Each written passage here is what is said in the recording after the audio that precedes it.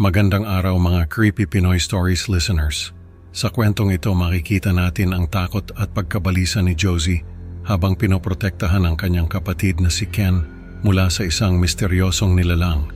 Pero sa isang gabi, ang kanilang mga takot ay nagkatotoo ng isang anino ang nagpakita sa kanilang bintana.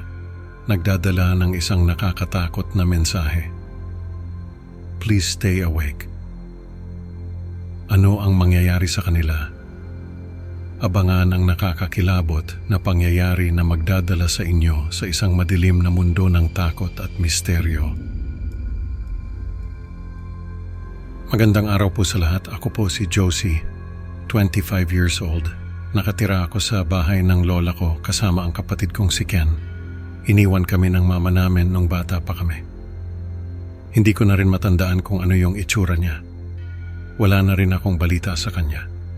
Simula noon ako na yung naging tagapagtanggol ni Ken. Ako na yung naging nanay niya. Mahilig sa nakakatakot na kwento si Ken. Ang paborito niya ay yung tungkol sa halimaw na lumalabas daw kapag hindi ka natutulog sa tamang oras. Gusto niya laging kinukwento ko yon sa kanya bago kami matulog. Nung una, nagagalit ako kasi parang niloloko niya ako. Lagi niya kasi akong pinapaniwala na nakakatulog na siya, pero yun pala, gising pa rin siya at hinihintay na magkwento ako. Minsan nagtatago pa kami sa ilalim ng kumot para lang makapagkwento ako. Tapos pag natapos na yung kwento, saka lang siya makakatulog. Isang gabi, nagising ako dahil sa sakit ng ulo. Pagtingin ko sa orasan, 2:00 na pala ng madaling araw. Nakita ko si Ken, tulog na tulog. Tapos narinig ko yung pagkamot sa bintana ng kwarto namin. Tumayo ako, dahan-dahan akong lumapit sa bintana. Nanginginig yung mga kamay ko.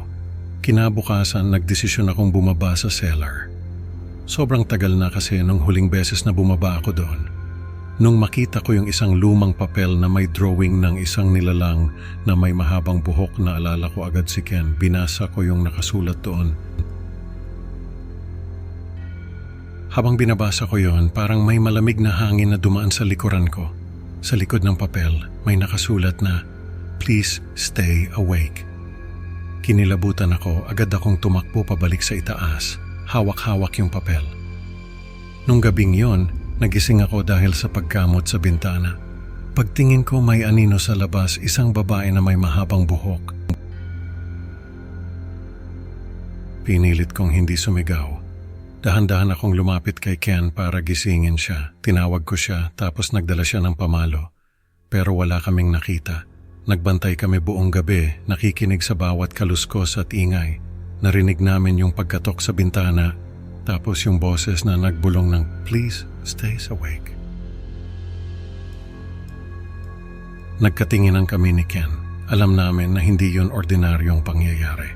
Kinabukasan, nakita ko si Ken na nakahandusay sa sahig. May dugo sa katawan niya. May nakasulat na, "Please stay awake." Hindi ako makapaniwala. Pinilit kong gisingin si Ken pero wala na siyang buhay. Tumakbo ako sa kwarto ni Lola. Nakita ko rin siya na patay. May nakasulat din sa katawan niya ng parehong mensahe. Napasigaw ako ng malakas.